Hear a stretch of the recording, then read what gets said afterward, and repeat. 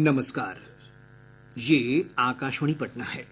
अब आप खालिद रशीद से प्रादेशिक समाचार सुनिए। पहले मुख्य समाचार। संसद का बजट सत्र कल से। सर्वदलीय बैठक में जदयू ने बिहार को विशेष राज्य का दर्जा देने की मांग उठाई।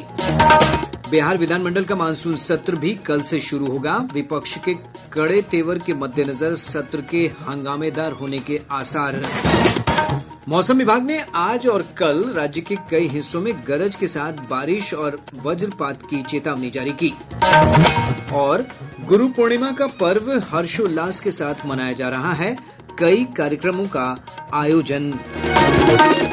अब समाचार विस्तार से। केंद्र सरकार ने सभी दलों से कल से शुरू हो रहे संसद के बजट सत्र के सुचारू संचालन में सहयोग की अपील की है। बजट सत्र को लेकर आज नई दिल्ली में सर्वदलीय बैठक आयोजित की गई। इस दौरान सरकार ने सभी राजनीतिक दलों से सहयोग की अपेक्षा की है। बैठक में केंद्रीय मंत्री राजनाथ सिंह, किरेन रिजिजू, अर्जुन राम मेघवाल, जगत प्रकाश नड्डा, चिराग पासवान, रामदास अठावले, कांग्रेस नेता जयराम रमेश, गौरव गोगोई समेत विपक्ष के कई नेता शामिल हुए।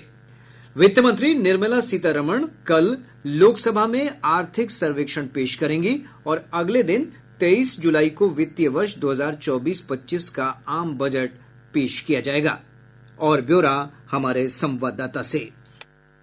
संसद का बजट सत्र कल से शुरू हो रहा है। वित्त मंत्री निर्मला सीतारमण कल संसद में आर्थिक सर्वेक्षण पेश करेंगी। आर्थिक सर्वेक्षण अर्थव्यवस्था के विभिन्न क्षेत्रों पर सांख्यिकीय जानकारी और विश्लेषण प्रदान करता है। वित्त मंत्री मंगलवार को लोकसभा में वर्ष 2024-25 का केंद्रीय बजट पेश करेंगी। यह नरेंद्र मोदी सरकार के तीसरे कार्यकाल का पहला बजट होगा। पिछले महीने संसद के दोनों सदनों की संयुक्त बैठक को संबोधित करते हुए राष्ट्रपति द्रौपदी मुर्मू ने कहा था कि ये बजट सरकार की दूरगामी नीति और भविष्यवादी दृष्टिकोण का एक प्रभावी दस्तावेज होगा। सरकार इस सत्र में 6 नए विधेयक पेश कर सकती है। इनमें आपदा प्रबंधन संशोधन विधेयक, बॉयलर विधेयक, भारतीय वायुयान विधेयक, कॉफी संवर्धन और विकास विधेयक और रबर संवर्धन और विकास विधेयक शामिल हैं। सुपर्णा शेखिया की रिपोर्ट के साथ समाचार कक्ष से शक्ति प्रताप सिंह।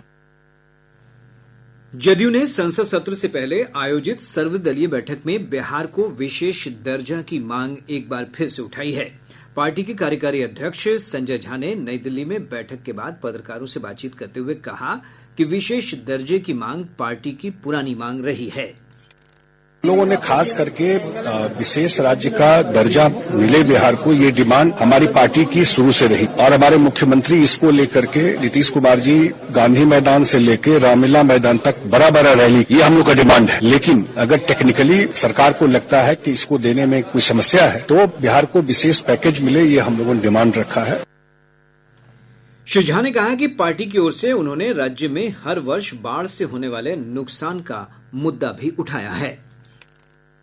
दूसरी बात हम लोगों ने बिहार के में फ्लड को लेकर के रखा कि उत्तर बिहार हर एक साल फ्लड में डूबता है। हजारों करोड़ सरकार का जो डेवलपमेंट में खर्चा हो सकता था वो फ्लड में चला जाता है। और इसमें सबसे बड़ा वजह है जो इंटरनेशनल बॉर्डर से जो पानी आता है नेपाल साइड से। अब उनसे तो भारत सरकार ही बात करके इस प्रॉब्लम को रिजॉल्व, और जब तक ये रिजॉल्व नहीं होता है तो बिहार के टेरिटरी में क्या काम हो सकता है वो सरकार को इनिशिएट करना चाहिए। भारत सरकार ने अपना टीम भी भेजा है, उसने रिपोर्ट भी दिया है। इस बार के बजट में हम लोग की अपेक्षा है कि उसको जरूर संज्ञान में भारत सरकार लेगी।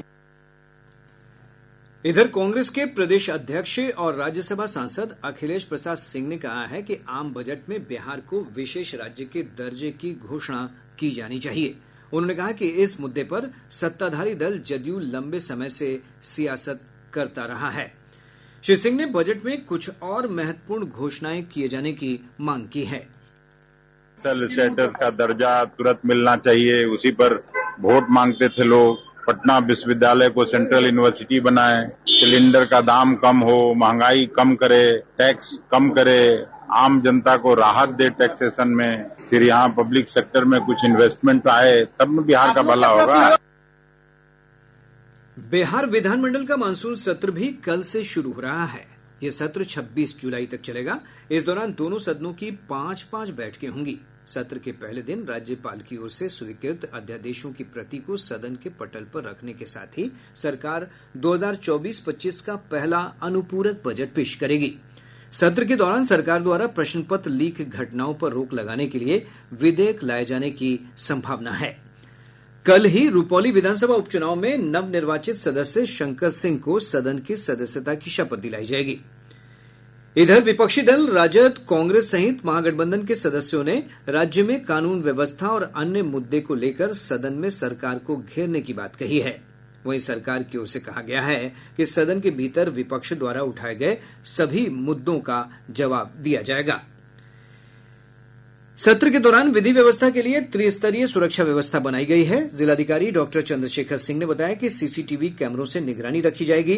उन्होंने कहा कि सचिवालय, विधानसभा और विधान परिषद क्षेत्र में बिना प्रवेश पत्र के किसी व्यक्ति या वाहन को प्रवेश नहीं दिया जाएगा। केंद्रीय मंत्री जीतन राम मांझी ने कहा है कि राज्य में विधि व्यवस्था की स्थिति ठीक है और विपक्ष को इसे लेकर सरकार पर आरोप लगाने का हक नहीं है। उन्होंने बोधगया में आज संवाददाताओं से बातचीत करते हुए कहा कि विपक्ष को अपने पिछले कार्यकाल का हिसाब जनता को देना चाहिए।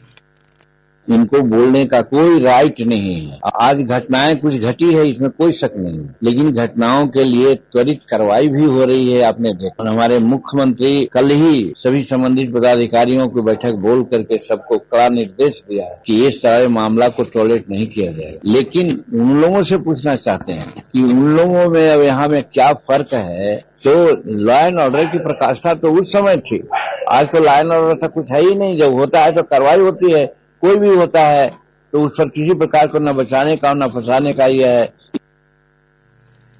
बिहार लोक सेवा आयोग राज्य भर के विभिन्न केंद्रों पर तीसरे चरण की शिक्षक भर्ती परीक्षा का आयोजन कर रहा है। आज परीक्षा का तीसरा दिन था। प्रदेश के कई केंद्रों पर अनियमितता की शिकायतें मिली। बेगूसराय के विष्णुपुर और बथौली स्थित परीक्षा केंद्र पर कदाचार के आरोप में 3 लोगों को गिरफ्तार किया गया है। इनमें एक फर्जी शिक्षक भी है। प्रादेशिक समाचार आप आकाशवाणी पटना से सुन रहे हैं। ताजा समाचारों के लिए आप हमारे एक्स हैंडल AIRnews_पटना पर जा सकते हैं। और आइए अब सुनते हैं एक रिपोर्ट मेक इन इंडिया पहल के तहत उभरते बिहार की। हाजीपुर की फैक्ट्री में बनने वाले जूते अब रूस और अन्य अंतर्राष्ट्रीय बाजारों में भेजे जा रहे हैं।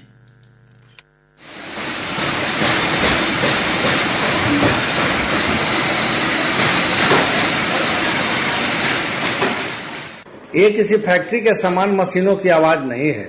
इसकी चर्चा देश विदेश में हो रही है और स्वयं प्रधानमंत्री नरेंद्र मोदी ने भी इसकी तारीफ की है। हम बात कर रहे हैं हाजीपुर के औद्योगिक क्षेत्र में निजी कंपनी द्वारा निर्मित खास चमड़े के जूतों के बारे में। ये जूते रूस जा रहे हैं और वहाँ रूसी सैनिक इसका इस्तेमाल करते हैं। जूतों का निर्यात करने वाली company competent export private limited के एक प्रतिनिधि ने बताया कि पिछले 6 साल से यहाँ से निर्यात का काम चल रहा है। कंपनी के जूते -40 डिग्री सेल्सियस तापमान पर भी आरामदायक हैं। पिछले साल कंपनी ने 100 करोड़ रुपए के मूल्य के जूते निर्यात किए। कंपनी द्वारा भारतीय सेना के लिए भी इस प्रकार के जूते बनाने की बात चल रही है। मेक इन इंडिया के साथ दूसरी बात जो इस कंपनी को खास बनाती है वह है कंपनी में श्रम शक्ति में महिलाओं की 70% हिस्सेदारी। कंपनी ने इन्हें काम के साथ साथ कौशल का भी प्रशिक्षण दिया है। आकाशवाणी समाचार के लिए हाजीपुर से मनोज कुमार सिंह।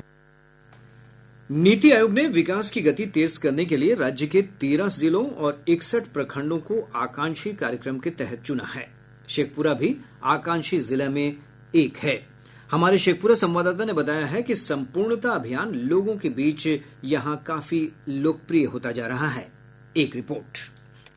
आकांक्षी जिला और प्रखंड योजना के तहत शिक्षा, स्वास्थ्य, पोषण का लाभ आम लोगों तक पहुंचाने के लिए लगातार कार्यक्रमों का आयोजन किया जा रहा है। परिवार नियोजन के कार्यक्रम और धात्री माता और नवजात बच्चों के पोषण पर विशेष ध्यान है। स्वास्थ्य के क्षेत्र में काम कर रहे पिरामल फाउंडेशन के सुजीत कुमार सुमन ने बताया कि स्वास्थ्य विभाग और आंगनबाड़ी केंद्रों की ओर से लगातार ग्राम चौपाल आयोजित कर लोगों को जागरूक करने का काम किया जा रहा है। इस अभियान में ग्राम पंचायत से निर्वाचित प्रतिनिधि जीविका दीदी आशा को भी शामिल किया जा रहा है। नीति आयोग द्वारा शेखपुरा जिला को आकांक्षी जिला में शामिल किया गया है, जबकि शेखपुरा जिले के शेखुपुर सराय प्रखंड को आकांक्षी प्रखंड योजना के तहत शामिल कर विकास की मुख्य धारा में शामिल करने को लेकर यह अभियान चलाया जा रहा है, जिसमें 12 इंडिकेटर को 6 ब्लॉक के लिए और 6 जिला के लिए चयनित किया गया है और आगामी 3 महीनों में सितंबर तक इसे पूर्ण रूप से कंप्लीट करने का, सैचुरेट करने की बात किया जा रहा है। शिक्षा और स्वास्थ्य को लेकर आकांक्षी जिला योजना के तहत की गई रैंकिंग में शेखपुरा जिला पिछले दिनों पूरे देश और राज्य में शीर्ष स्थान पर रहा है। आकांक्षी प्रखंड के तहत चयनित शेखोपुर सराय प्रखंड में भी संवाद और जागरूकता कार्यक्रम के माध्यम से लोगों की भागीदारी सुनिश्चित की जा रही है। आकाशवाणी समाचार के लिए शेखपुरा से निरंजन कुमार। मौसम विभाग ने आज और कल राज्य के कई हिस्सों में गरज के साथ बारिश और वज्रपात की चेतावनी जारी की है। इस दौरान पश्चिम चंपारण, पूर्वी चंपारण, सिवान, गोपालगंज, सीतामढ़ी, भागलपुर, बांका और जमुई में वज्रपात को लेकर येलो अलर्ट जारी किया गया है। इधर प्रदेश के अधिकतर स्थानों पर दक्षिण पश्चिम मानसून की गतिविधियां कमजोर पड़ने के कारण हल्की वर्षा हुई है। गुरु पूर्णिमा का पर्व आज हर्षोल्लास के साथ मनाया जा रहा है। इसे व्यास पूर्णिमा भी कहा जाता है। ये पर्व आध्यात्मिक और शैक्षिक गुरुओं को समर्पित है। इस अवसर पर लोग अपने उन गुरुओं को याद करते हैं जिनके मार्गदर्शन और आशीर्वाद ने उनके जीवन को दिशा दी है। भगवान बुद्ध ने बोधगया में बोधि वृक्ष के नीचे ज्ञान प्राप्ति के बाद सारनाथ की यात्रा की थी और पूर्णिमा के दिन यहां अपना पहला प्रवचन दिया था। आज के दिन भगवान बुद्ध के अनुयायी विशेष पूजा अर्चना करते हैं। इस अवसर पर राज्यपाल राजेंद्र विश्वनाथ आर्लेकर ने पटना में राजभवन के दरबार हॉल में गुरु शिष्य परंपरा पर आयोजित व्याख्यान का उद्घाटन किया। गुरु पूर्णिमा के अवसर पर प्रदेश के अन्य भागों में कई कार्यक्रम आयोजित किए गए। सावन का पवित्र महीना कल से शुरू हो रहा है। इसके साथ ही विश्व प्रसिद्ध झारखंड के देवघर में स्थित बैद्यनाथ धाम और मुजफ्फरपुर जिले में स्थित गरीबनाथ में श्रद्धालु पहला जलाभिषेक शुरू करेंगे। मेला 19 अगस्त तक चलेगा। प्रदेश के विभिन्न हिस्सों से कांवरिया भागलपुर के सुल्तानगंज से गंगा जल लेकर भगवान शिव का जलाभिषेक करने के लिए बैद्यनाथ धाम रवाना हो रहे हैं। वहीं बाबा गरीबनाथ मंदिर में भगवान शिव का जलाभिषेक करने के लिए पहलेजा घाट पर श्रद्धालुओं और कांवरियों की भारी भीड़ देखी जा रही है। पूर्व मध्य रेल के समस्तीपुर रेल मंडल ने कल से शुरू हो रहे श्रावणी मेले के मद्देनजर झारखंड के देवघर तक 116 स्पेशल ट्रेन चलाने का निर्णय लिया है। नवादा जिले के बिहार शरीफ में प्रसिद्ध वार्षिक लंगोट मेला की आज शुरुआत हो गई। मेले में भाग लेने के लिए दूर दूर से लोग पहुंचते हैं। ये मेला मल्ल युद्ध के जाने माने विशेषज्ञ और संत मनीराम की समाधि पर हर वर्ष आयोजित किया जाता है। ग्रामीण विकास मंत्री श्रवण कुमार ने मेले का उद्घाटन किया। और अब अंत में मुख्य समाचार एक बार फिर। संसद का बजट सत्र कल से सर्वदलीय बैठक में जदयू ने बिहार को विशेष राज्य का दर्जा देने की मांग उठाई। बिहार विधानमंडल का मानसून सत्र भी कल से शुरू होगा। विपक्ष के कड़े तेवर के मद्देनजर सत्र के हंगामेदार होने के आसार। मौसम विभाग ने आज और कल राज्य के कई हिस्सों में गरज के साथ बारिश और वज्रपात की चेतावनी जारी की।